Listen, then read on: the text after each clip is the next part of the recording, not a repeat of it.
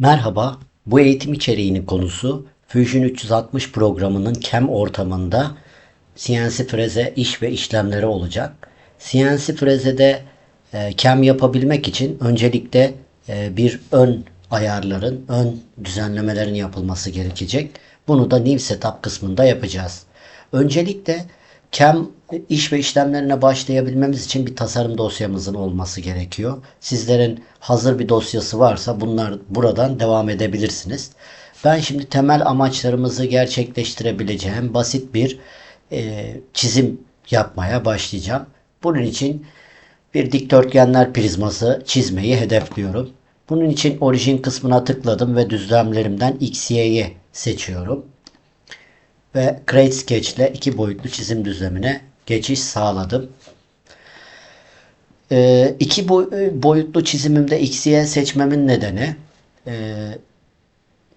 üretim ve CAM aşamalarını da öngörerek tasarımlarınızı yapmanız her zaman sizlere büyük kolaylıklar sağlar. Sonraki iş ve işlemlerde bir takım avantajlar yakalarsınız. Bunun için çizimlerinizi sanki üretim yapıyormuş gibi ya da CAM'de nasıl sizin kolayınıza geliyorsa bazı iş ve işlemler ona göre çizmenizde yarar var. Şimdi XY ile genellikle CNC frezede direkt karşıdan bakabiliyoruz. Bu yüzden ben buradan iki boyutlu çizimime başlıyorum. Bir dikdörtgen seçerek orijinimi de kullanarak eni 100 milimetre ve yüksekliği 50 milimetre olan basit bir dikdörtgen çizdim. Şimdi extrude ile bunu bir derinlik yükseklik vererek 3 boyutlu bir modele dönüştüreceğim. Derinliği de 20 milimetre olsun. Şimdi iş parçamızı oluşturdum. Bunu kaydetmemiz gerekecek. Kaydediyorum. CAM ve zeleme New Setup eğitim diyelim ve kaydettik. Bundan sonra CAM ortamına geçiş yapmamız gerekiyor. Bunun için toolbar'ın sol üst kısmına geliyoruz. Fusion 360 programında ortam değişikliği yaptığımız kısma geldik. Design yazan kısma. Ve burada Manufacture seçeneğini seçip tıklıyoruz. Artık şu anda Fusion 360'ın CAM ortamına giriş yapmış olduk. Bizim şu anda milling seçeneği seçili olarak geldi. Bir önceki ayarlardan varsayılan olarak sanırım onlar karşımıza geldi. Ama bu çoğu zaman seçili olmayabiliyor. Yukarıda gördüğünüz üzere toolbar'ın üst kısmında farklı tezgah üretim tipleri var. Bunlardan biz şu anda frezeleme yapacağımız için bunun milling'de olması gerekiyor. Milling'in altında setup var ve biz ön düzenleme yapacağımız için bu setup'a tıklıyoruz. Ardından yeni bir düzenleme, ayar oluşturacağımız için New Setup'a basıyoruz. Karşımıza böyle bir pencere geldi. Bu pencerede 3 ana başlık bulunmakta. Setup, Stock ve Post Process. Birazdan yaptığımız bazı eklemelerle bu başlıklar biraz artabiliyor. Yine hatırlatmak istediğim şeylerden biri de Fusion 360 programında herhangi bir kısma geldiğinizde o kısımla ilgili resimli ve açıklamalı kılavuz bir bilgilendirme alabiliyorsunuz. Bunun için birkaç şeyi bilerek de temel amaçlarınıza ulaşabiliyorsunuz. Bunu da anlattıktan sonra şunu da hatırlatmak isterim. Bu eğitim içeriğinde bu kısımda bile oldukça fazla detay vardır. Biz bazı detayları temel amaçlarımızı gerçekleştirecek şekilde yapacağız ve bazı detayları pas geçeceğiz. Onlar daha gelişmiş içeriklerimizde olacak ya da sizler bunlarla ilgili bir gelişimsel hedef koyup onları öğrenmeye çalışın. Şimdi setup'ın hemen altında machine yani makina seçimi yapmamız gerekiyor. Bu kısma tıkladığımızda Fusion 360 programının kütüphanesindeki makinalara buradan ulaşabiliyoruz. Sağ kısımda da seçmek istediğiniz tezgah tipini buradan seçebiliyorsunuz. Şu anda biz frezeleme yapacağımız için frezeleme yani milling olan kısma bir tik atıyoruz ve freze tezgahlarının olması yönünde bir filtre getiriyoruz programa. Buradan size uygun tezgahı seçin. Bunlar tabii ki gerçek üretim yapan işletmelerde son derece önemli parametrelerdir. Fakat bizler şu anda eğitim amaçlı bir süreç yürüttüğümüz için şu anda bizim için çok belirleyici bir durum söz konusu değil. Ama bununla ilgili üretim yapacaksanız ya da bir iş parçası, eğitim amaçlı bile bir iş parçası çıkartacaksanız buradaki tezgah seçimi oldukça önemlidir. Ben buradan basit bir tezgah yani temel amaçlarımı gerçekleştirebileceğim 3 eksenli bir CNC freze tezgahı seçiyorum. Ardından yeni yani son teknolojilerle bu noktada seçtiğiniz makinenin resmini indirip indirmeyeceğimizi bize soruyor. İndirsin. Bunu ve kayıt edeceğimiz yeri ve ismini belirtiyoruz.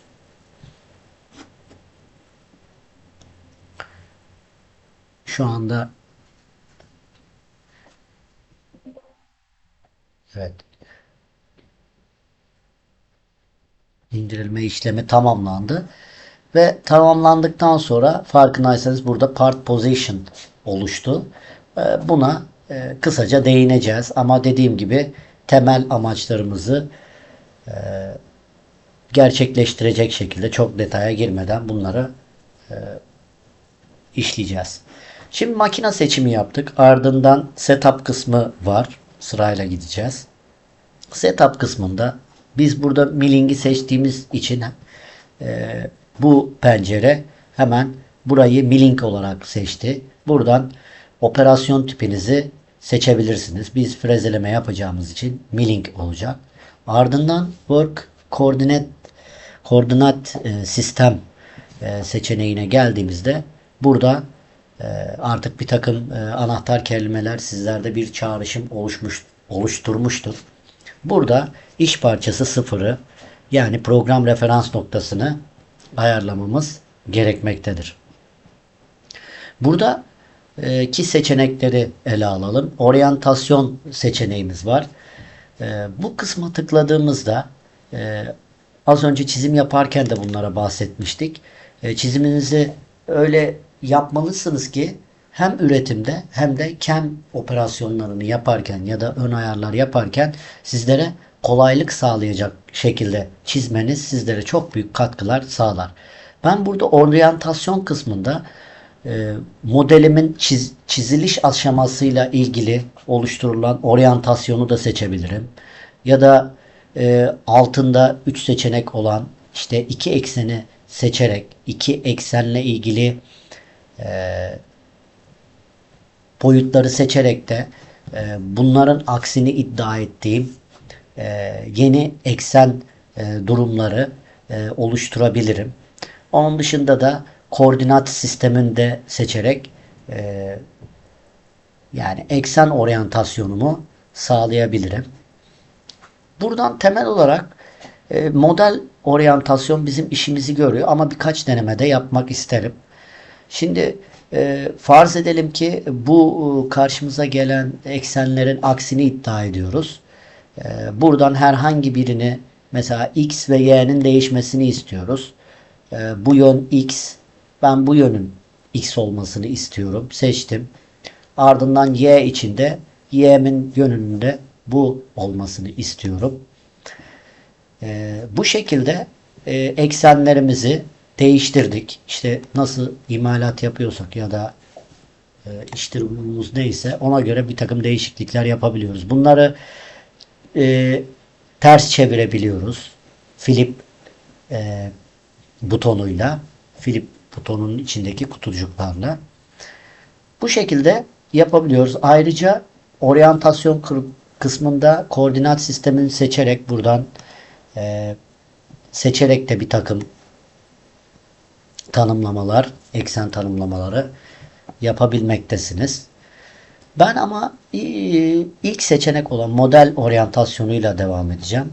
Ardından orijin kısmını belirlemek için bu kısımda model orijininden yararlanabilirsiniz. Bir nokta seçebilirsiniz ya da model box point'i seçerek bu kısımda kritik bir takım noktaları, kutucuktaki noktaları seçerek orijin yapabilirsiniz ya da burada belirtilmiş seçeneğe göre, yani stokta belirtilmiş seçeneğe göre stoktaki kutucuk noktalarını, kritik noktalarını da seçerek orijin noktasını belirleyebilirsiniz.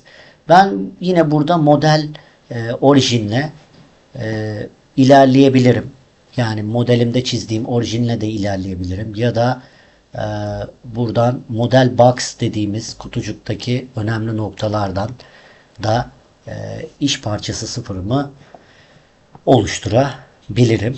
Ben bu noktada böyle bir iş parçası için orta noktayı üretim açısından seçebilirim. Dilerseniz bakın bu nokta kutucuktaki kritik orta noktalara göre değişebilmekte.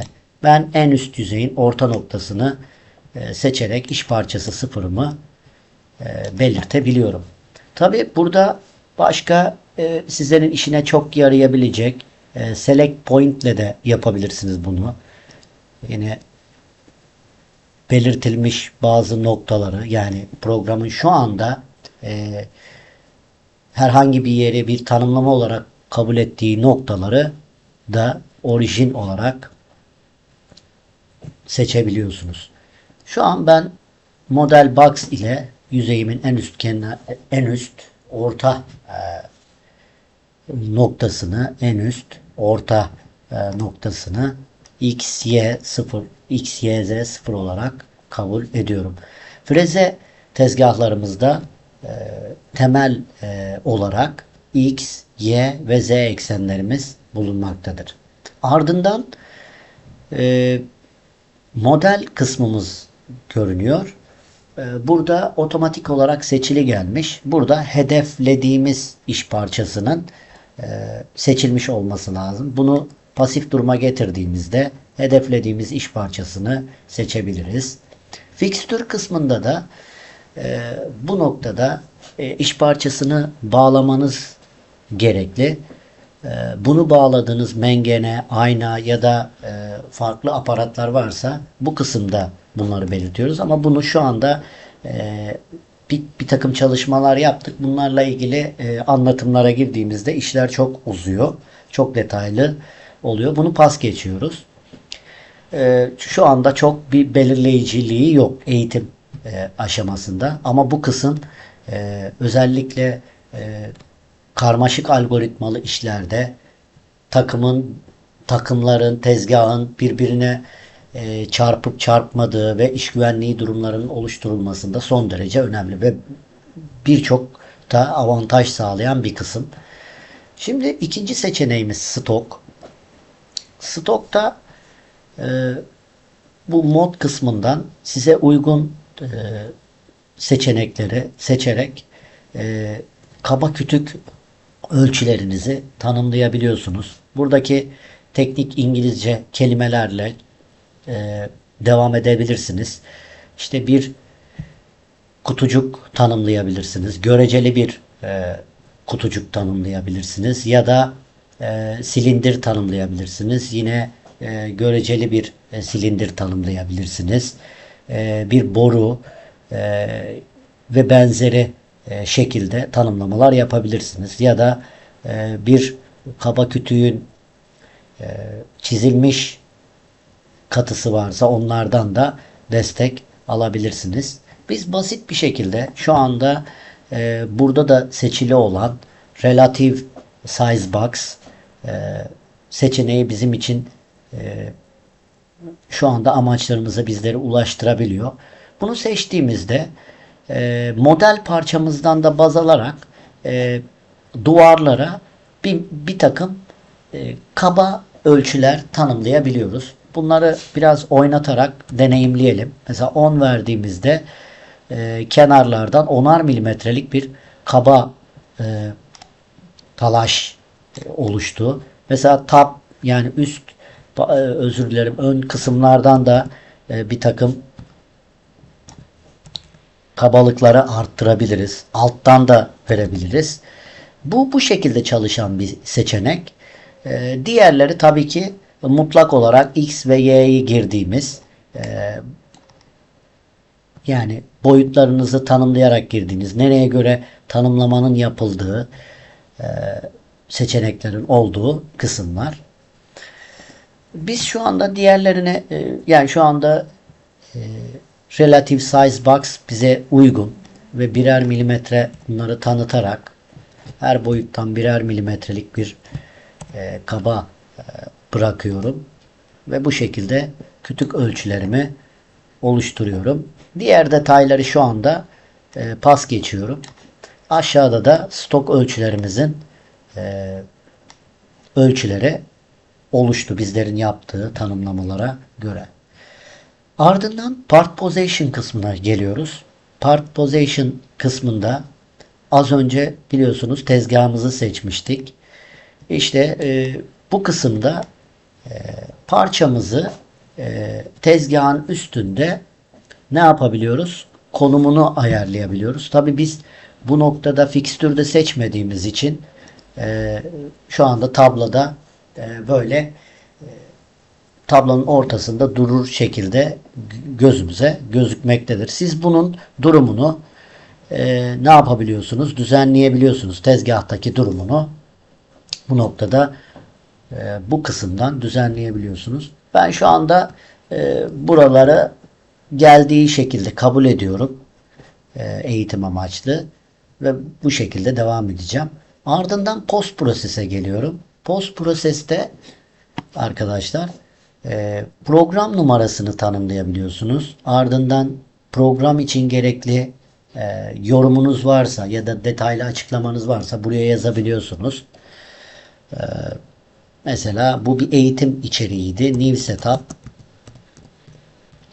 eğitim diyebiliriz. Tabii şu anda bir G kodu oluşturmayacağız. Buraya bir yorum yazabilirsiniz. Ardından burada hangi koordinat sistemine koordinat sayfasında iş ve yani iş parçası sıfırını hangi koordinatta yapmanız gerekiyorsa onu seçiyorsunuz. Genellikle freze tezgahlarında 54 ile 59 arasında seçenekler olmakta. Bunu buradan belirtiyorsunuz. Ve bu şekilde fonuk kontrollü özellikle ISO kodlama sistemine göre şu anda 55 yazdığımız için G55 biriminde iş parçası sıfırını kaydetmiş oluyor. Daha doğrusu G54'teki iş parçası sıfır noktasına göre programı yazıyor ve oradaki bilgilere göre program çalışıyor. OK dedikten sonra artık setup işlemimizi yaptık. Ön ayar kısmını yaptık. Bundan sonra hangi talaşlı üretim operasyonlarını yapmak istiyorsanız onlara devam edebilirsiniz. Bunun için de artık buradaki talaşlı üretim operasyonlarını seçerek adım adım ilerliyorsunuz. Bu eğitim içeriğinin konusu New Setup'tı. CNC frezeye giriş için gerekli ön düzenleme idi bizim konumuz. Bunu da gerçekleştirmiş olduk. Diğer eğitim içeriklerimizde talaşlı üretim operasyonlarına giriş yapacağız. Bunlardan en basit üretimden başlayacağız. Face ile başlamayı hedefliyoruz. Ardından basitten karmaşa şeklinde programlamalarımızı devam ettireceğiz.